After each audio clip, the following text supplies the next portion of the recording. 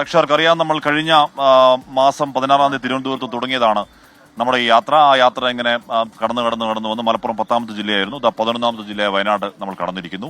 അപ്പോൾ ആ യാത്ര വലിയ സ്വീകരണങ്ങൾ ഏറ്റുവാങ്ങിക്കൊണ്ടാണ് യാത്ര മുന്നോട്ടേക്ക് പോകുന്നത്. ആ സ്വീകരണം നമുക്ക് കിട്ടുന്ന സ്വീകരണം മാത്രമല്ല, ടെലിഫോൺ കിട്ടുന്ന സ്വീകരണം മാത്രമല്ല, നമ്മൾ മുന്നോട്ട് പോകുന്ന വിഷയത്തിന് കിട്ടുന്ന ഒരു സ്വീകരണം കൂടിയാണ്. ഇന്നിപ്പോൾ വയനാട്ടിൽ, നാളെ സുൽത്താൻ ബത്തേരി, മീനങ്ങാടി, മുട്ടിൽ, കൽപ്പറ്റ എന്നിവിടങ്ങളിൽ യാത്ര പര്യടനം നടത്തും. പോയ ദിവസങ്ങളിൽ കണ്ട പോലെയുള്ള വലിയ സ്വീകരണങ്ങൾ എന്ന് പറഞ്ഞാൽ നമ്മൾ ആ വിഷയത്തിന്റെ ഗൗരവമേറ്റെടുത്തുള്ള സ്വീകരണങ്ങൾ നമ്മൾ അവിടങ്ങളിലൊക്കെ പ്രതീക്ഷിക്കുന്നുണ്ട്. ചെറിയൊരു റിപ്പോർട്ട് കാണാം.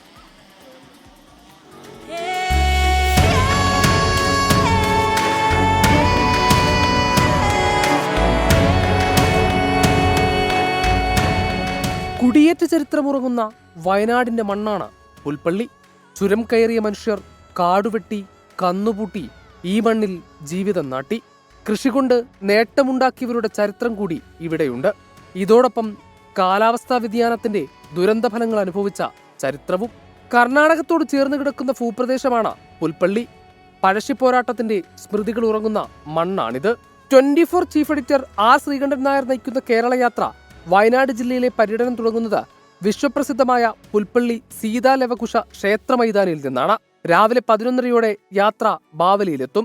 ഉച്ചയ്ക്ക് ശേഷം മാനന്തവാടി ഗാന്ധി പാർക്കിലും രാത്രി 7 മണിക്ക് പഴശ്ശി പാർക്കിലും ആർ ശ്രീകണ്ഠൻ നായർ സംസാരിക്കും.